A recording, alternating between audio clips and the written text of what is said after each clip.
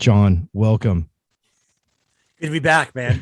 Good to be back. Good to be Everyone. back. I'm liking the new look with the headband and, Yeah, and the light. yeah, You look yeah. fresh. Well, as I promised our viewer, in addition to our listener base, there was going to be some big improvements from our trial run doing video. First of all, I invested in a lamp from Amazon Basics, as well. Strategically placed the mic to cover up any offensive double chin. So I strategically see. I can look at that. You can't see it, everyone. If you're looking, you just can't see it. Um, John, we're talking about summer movies. Yeah. Why, growing up, is summer just the greatest thing ever? It's Besides school, no school, right? besides school being out, living in the Midwest, growing up in Chicago, the summer meant like the best time of the year for weather, right? Yeah. So you were able Oh to yeah. ride your bike, you went outside, you were able to play outside. As you got a little bit older, when we were growing up in the 80s, it was a mall culture. So you were going to the Yeah. mall, hanging out with your friends, like talking to girls, and of course, going to the movies. I mean, that was like the best time of the year to go to movies was during the summertime because, you can go to movies like during the week, like at two Oh yeah. o'clock on a Wednesday, where before, during the school year, all you had was the weekends. So it was just the best time. It was freedom. It meant like, a sense of freedom away from school and parents. And, it was the best time. Yeah, that's right. I think there's so much nostalgia, especially for our generation, that I think had more of that traditional school schedule where, Yeah. mid-junior out all the way till after Labor Day. Right. And there was no summer school, man. It was just all your parents were just like, oh crap, here we go again. And that nostalgia of, as you said, you have tons of free time.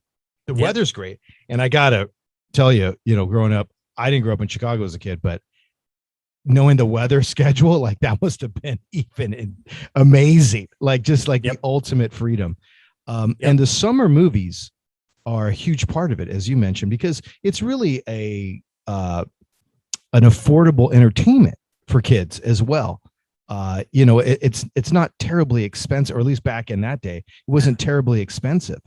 And Right. you're kind of in a safe environment. So summer movies were such a huge part of such a positive 3 months. There was nothing really Yeah. negative about it.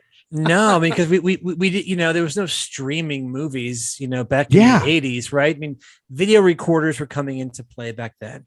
We had Blockbuster, right? Yeah. But the movies were, I mean, that was one of our biggest forms of entertainment, whether it was in a theater or at a drive-in. Yeah. Movies were what you had because, there was no Netflix, there was no Amazon Prime, you had to go to the movies to see the movie in the theater. That was really Yeah. it. If you didn't see it in the theater, you had to wait like, That's 4 years for it to came out on the VCR. that's such a great point. And the movie industry, here's some fun facts for everyone. 40% of their ticket sales comes from the end of May till Labor Day. Oh yeah. And if you think about that, it's roughly 3.5 months. And so they're banking everything on there. And funny enough, the first like big blockbuster was Jaws. Yep. And obviously it's a movie about swimming. It's about summer. It's about July 4th weekend. So you couldn't think of a better summer movie to kind of set the trend of these big blockbusters. Subsequently, Star Wars 2 years later came out in the summer, and then Indiana Jones. So it was this Hollywood tradition that really said, hey, everyone, again, you got your kids, people taking vacations, lots of free time, and it goes hand in hand. Absolutely. What did you think about if I could ask you what your best summer, not movie, we'll get into your list, but just kind of memory. If we're talking a little bit about nostalgia, John, what is something that like you can tell us really quickly, like, hey man, this is why I love summer movies. Summer movies it was something about going to the theater in the summertime, right? Because again, you were on summer break. So you're able to go to the movies more often because you can go during the week rather than just like a weekend thing. So you can go to movies any day during the week. And it was, you were, and especially when you got to like be like around 13, 12, 13, 14, and like you started like to notice girls for the first time, and you go to the theater. Like those are my early memories, like going to like see Footloose, right? Oh, yeah. And Top Gun. Mhm. Right. Those were like those years, like just like junior high, like almost pre-high school days of going to the theater and like getting a date with a girl. Like those are memories, or even like just going with my buddies, going to the theater and like meeting up with a group of girls that were there, or going to a theater and meeting girls from other high schools. It was, or other junior highs. It was such a social thing, right? And that's my fondest memories of going to theaters was the social activity of it all. And then of course, like going to see the movie, and that was also obviously huge. Yeah. It's one of those that it has all the elements at that time of it's a safe place. So your parents are okay sending you there. It's not like you're hanging out at the park doing crack. Right. It's, they know what you're going to go see. That's regulated. There's parking, there's concessions. You don't realize it, but it was a really kind of safe institution. But again, it was a social focal point, and we didn't have Starbucks. We didn't have Netflix. No. It wasn't so fragmented. And I think the biggest thing that you had mentioned, John, was if you didn't see the movie, you couldn't talk about it. No. Like you had to wait, months and months till it came out on HBO, for those that would remember that. Or it came out on videotape, which could take God knows a year before it came out on VHS. It'd take forever. Yeah. Right. So if you missed it, you missed it, dude. Like it was gone.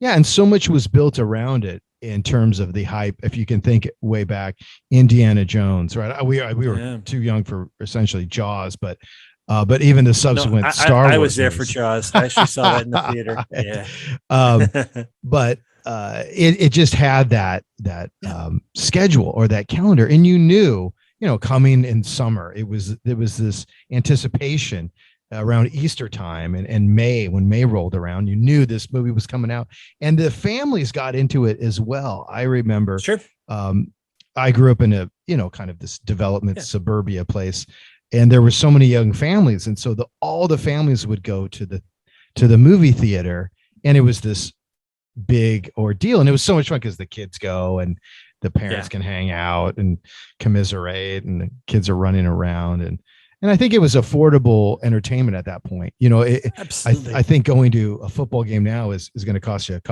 set you back a couple grand, or even a baseball game. Absolutely, it will. And even the Midwest, we had drive-ins, which were like the ultimate. The drive-in movie theater was we have to have probably a separate podcast just on the drive-in movie experience, because that's obviously like a dinosaur now. But going to the most of my movies I went to go see were at the mall, at the theater, but there were those days, like once I get to driving age, like 16, where we went to one of the last drive-ins in the area where I grew up, and it was amazing. Like going to the drive-in was a totally different experience. But yeah, summertime movies, they were the best. You can't beat it. And it still lives today. We were talking a little bit about the past, but Hollywood still pumps out these massive blockbusters with almost 9 months of marketing behind it, and they base a lot of their revenues and revenue projections off these 3 months, and that can make or break the year for them. And so, John, going into the list now, we've talked about your memories. We didn't go too much into the crushes that you had with your girls. They were. I just got crushed. That was about it. Where are they now? Yeah, I was you were. I mean, that was pretty ambitious. I just went. I was kind of like I wasn't even like the king of the geeks. I was the geek of the geeks. So we had a geek crew, but I'll tell you this: we had numbers. And the safety numbers. That was our strategy when we went to the movie theater. It was like, okay, we're the nerdy dudes. Dude, I was in cross country. Or let me just tell you right now, you're not getting that's like social suicide. But if you get enough of them, you can make an impact. Because there is some type of, it's kind of impressive when you get like 10 dudes with bony Mick Jagger legs kind of like cruising in. There is just like a so many swarm of memories. bees, right? You look at something Right. individually, it's harmless, No. but you get enough of them and you're like, whoa. Yeah. Oh no, I embarrassed myself multiple times thinking I was like David Lee Roth showing up in like parachute pants.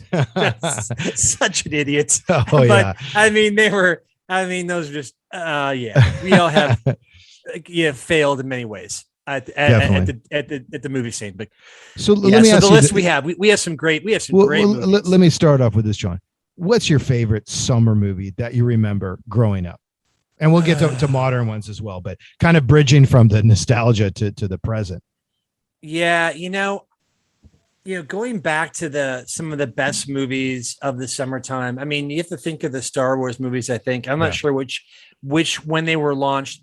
I remember I really have a very clear memory of Top Gun when it came out. Okay. I have a very clear memory because I know the movie theater. We went to the Hawthorne Mall movie theater where they were playing it. Okay. And I remember like going with my friends, and it was like out in the summertime, and it was like this adrenaline movie, especially for young boys. You just like saw it, and you're like, oh my god, I'm gonna join the Navy or Air Force and become like Tom Cruise and get him. And I was like, 14. But I know it's a newer film, but that's one movie that, to be honest, that's one that I really remember. Like as a kid, like going to see that, and I didn't go with my parents. I went like on my own. Like my mom dropped me off. Yeah. Oh, that was huge. But that's a big step. But going to see it, it was a huge thing. How about you? Any movie that kind of pops out? Well, there was one, and at my age, I don't know if I remember telling you the story before about Return of the Jedi. Did I say this story? No, but you should tell it again. Okay, so I'll just. It's 1983, Star Wars, and I was 4 years old when the first one came out, 77, and I went to that one. Right, it was one of my first memories that my brain could handle. And then I saw. I told you the story about 1980 and the trailer where they played The Shining, and I cried, and my brother made fun of me. All right, that was somehow I remember that in the winter because it was cold. Or this is Southern California. I had to wear like a sweatshirt. 1983, Return of the Jedi. Yeah, 3 families from my block all went in Riverside, California. And I was a huge popcorn fan, so my parents knew that, and it was getting close to the movie, right? And it's the opening day, so it's pandemonium. We waited there all day. It was a whole thing, and all the anticipation is building up. Of course, I make a spot decision that I need to have popcorn before the thing begins. Right, strategically. I convinced my mom to give me money. At that point, it was probably $5, which is nothing now. Yeah. I go and I have this massive, I'm talking jumbo, one of those. I was a little kid, right? And at 2 hands, this thing had like a riptide in it. It was like an ocean of popcorn. And I hear the opening, dun, the Star Wars. Of course. For the Return of the Jedi. And I go, oh crap. And I start running towards the movie, the aisle, and I knew where my parents were sitting and everything. I turned the corner, and this huge lady is running, screaming, "The movie's on!" She slams into me, butters all over. The movie's beginning, and I start crying. Such a wimp. My brother calls me a wimp. My dad's pissed. And it's just, I'll never forget that. And I'll never forget that lady. Even I think my dad was like kind of mad at her because she was like really running fast. And anyways, that was my memory. I won't. Got out popcorn flying. Dude, it was a disaster. But then I was sitting there and I had to wait through the whole thing with butter, and it just, my mom was like, I had it in my hair. I love that. So I'll never forget. I said the Klimples. If you remember this, my neighbor's Chris. Everyone remembers that. Anyways, so let's get into the list of top summer movies. And we did some research. There were many that showed up on every list. But John, what were some of your favorites? Let's go into your number one. It wasn't hard because I actually sat down and I was thinking about summer movies, and I really looked at movies. Some of them had the summer in the title, but they were like summer films. One of my memories from 1987, the movie Summer School.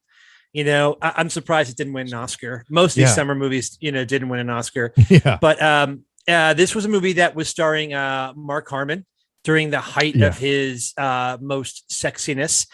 Christy Alley, Courtney Thorne Smith, and it was a movie about Mark Harmon played a gym teacher, and he was getting ready to end of school. He was going to go surf. He was a super cool gym teacher. And then somehow the principal caught him in the parking lot and made him teach remedial English for the summer. So he got basically forced into being a summer school teacher.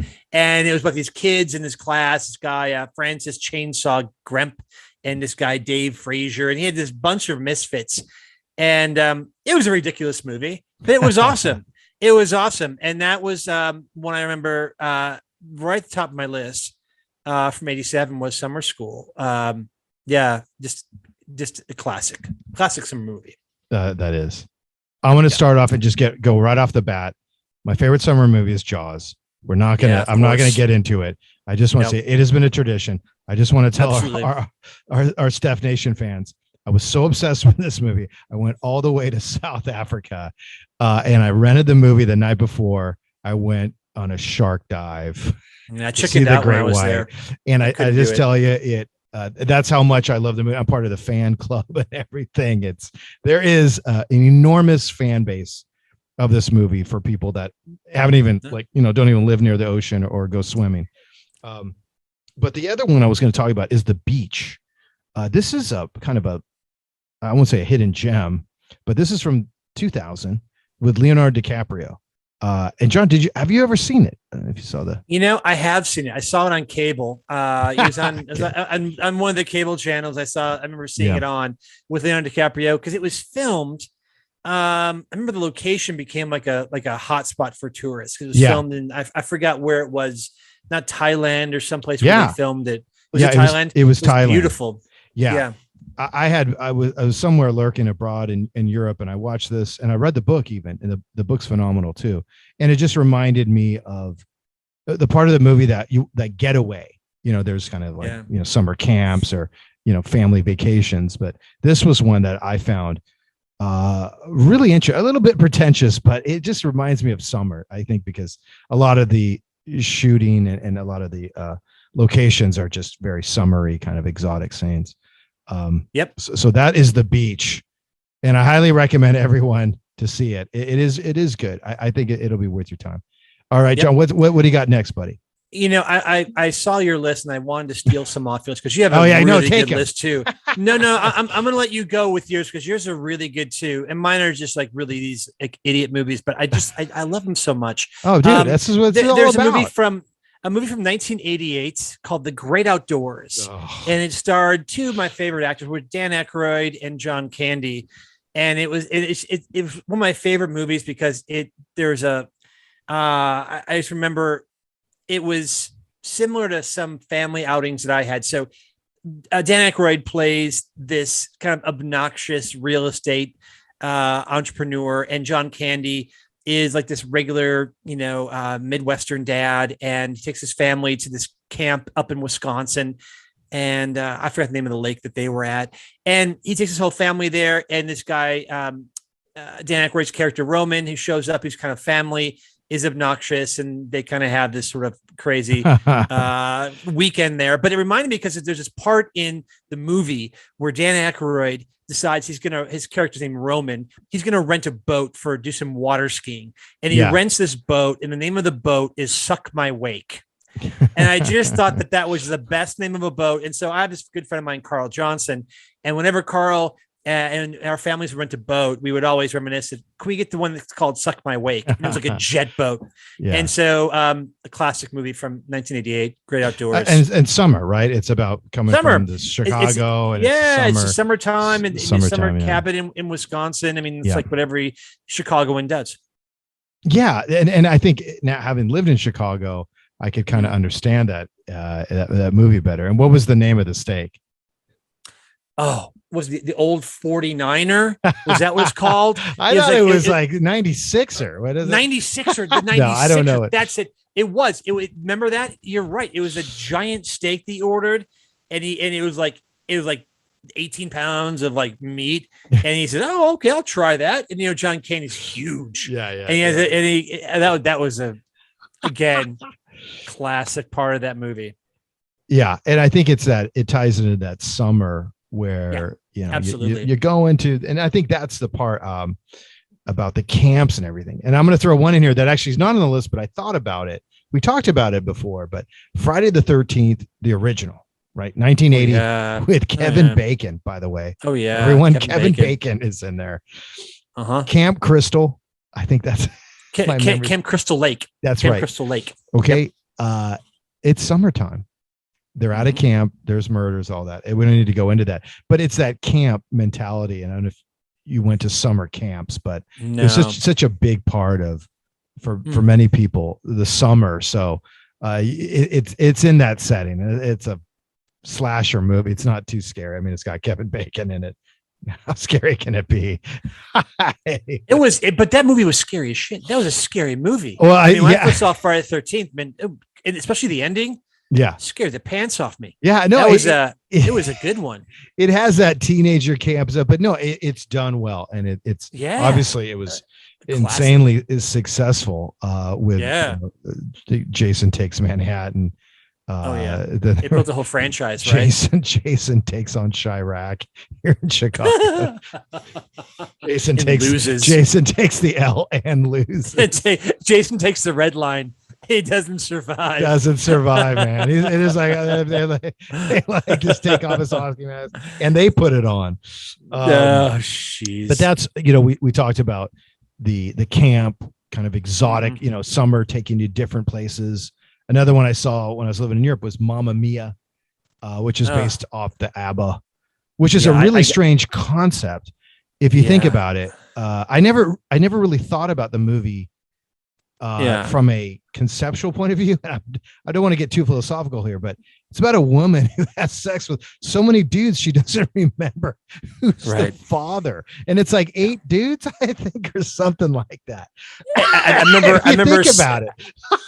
I remember seeing that movie on an airplane and losing all respect for Pierce Brosnan at that very moment. Man, okay, we're done. 007. It's an interesting concept for a summer movie. Everyone, it is. Kids, it is. The mom can't remember who's the father. A little promiscuous mother. It was a Jerry Springer show, but really positioned well. And you bring in the ABBA, and anyways, I thought that was another summer movie that kind of, it takes you to I think it was Greek island or somewhere in the Mediterranean. The other aspect is the family vacation. You had talked about this with the Great Outdoors. What other, you got some on your list about family vacations that many people do over summer? There's one that's still one of my favorite movies of all time. My dad and I would always kind of laugh about it. Was National Lampoon's Vacation from 1983.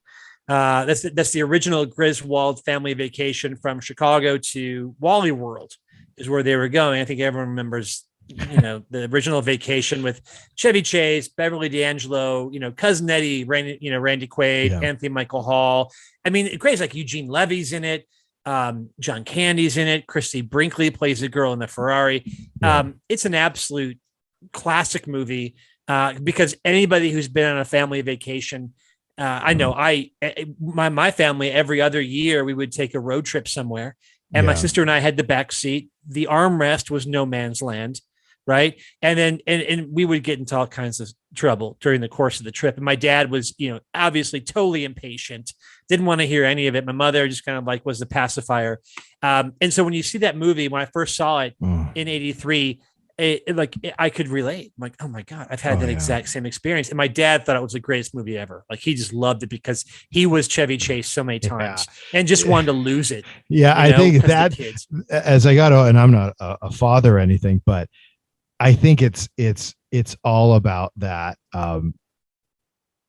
dad experience. It's the dad movie. It's really, he's the hero, and you have the kids and the wife, but it's just the ultimate family movie. He planned it. He bought like the family truckster. Remember that? Like he planned the whole thing out. It's just he was classic. So excited. We're going to go on all these tours. My father would make, when we went on vacation, we went on every freaking tour. And it was just, I could so relate to that movie, and it was Yeah. so funny that I still one of my favorite movies of all time. And we just had Father's Day Yep. yesterday, in fact, Yep. and That's right. To my great father who passed away, I have the utmost respect for what he did with my brother and I. We went on. I look back and I'm like, I know I'm going to pay karma in some way. Maybe Some I way, am. shape, or form. I'm in a converted closet. I'm trying to pay back the karma as quickly as I can. I'm sorry, Dad. You had such high hopes. The Stanford degree it's somewhere underneath the bed. It never went to good use. But the vacation, yeah, it's lasted, and I think that's why so many across whatever country, family vacations and summer movies, it's just a formula for success. It is. John, what else? What other ones do we have on there? One of my favorite movies that took place during the summertime is a more recent film. And I was actually living in New York when this movie came out, and I went to see it in New York the opening weekend because it premiered, believe it or not, like at a theater right at 14th Street where I lived, and it was Dazed and Confused from 1996. One of my still all-time favorite films, indie films, where it takes place. It's the adventures of basically a Texas high school and these junior high students. It's basically over the course of one evening in at the end of May in 1976, and it had a really good cast of young actors, Matthew McConaughey, and it had Ben Affleck and Parker Posey, Shasta Jensen, Anthony Rapp, Milo Jovovich, Jason London, all these great characters. And it was, I just loved the music, like the opening scene, the music, the soundtrack to that movie was on point. And it was just about like chasing the next party, and in high school, that's what it was all about. It's like chasing the next party. And it was just, I loved it. I thought it was one of my favorite movies about like summertime, getting out of school and just like chasing the keg party. That's what it was all about. And the characters, still my favorite Matthew McConaughey character of all time. Say what you will about his character, it's still, it's classic. One of my favorites of all time. It's funny, John, on these lists of best summer movies and whatnot for skewing female and male, Dazed and Confused was on 90% of them. And it's interesting because it really is appealing to those that never lived in the 70s, or you and I lived in some, but we were kids. We weren't in high school at the time. Right. So it's a fascinating kind of case study. Number one, I think it's exciting because it starts with the last day of school, and everyone can relate to that feeling of prison break. It's like classes don't matter. The teachers are exhausted. You're just waiting to get out. It's just a formality to be there. And then the bell rings. There's Alice Cooper's School's Out. They did such a great job. And I think it's if I had to say of all the movies on this list, and if I polled a lot of my buddies to say what's their favorite summer movie, I bet you this would be the one, or at least in their top three. Because I think it touched a nerve, not a nerve. I think it touched the heart of so many people, because I think it's such a simple story. It is, as you said, it's just about the last day of school, and the big thing is, where's the party? Right, and back then it was. And Scott, we talked about this at length about those times, even in the 80s when we were in high school, but it was very similar even in the late 70s. There were no cell phones. There was no social media. So if you wanted to meet up with people, like you met, like in the movie, they met up at the arcade, right? Like everyone sort of met there. There was like this social network that was basically just upon you arriving, and then word of mouth that would spread around, or even kids like went cruising, like even in my little neighborhood, like we kind of cruised a certain area, where you'd look for people or look for, you knew their cars. It was a very simple time, where there was just all about socializing. It was all about just trying to find people. That was kind of the fun of it, was this sort of like looking at people and finding them, and then finding the party and who's there. And that did touch a nerve.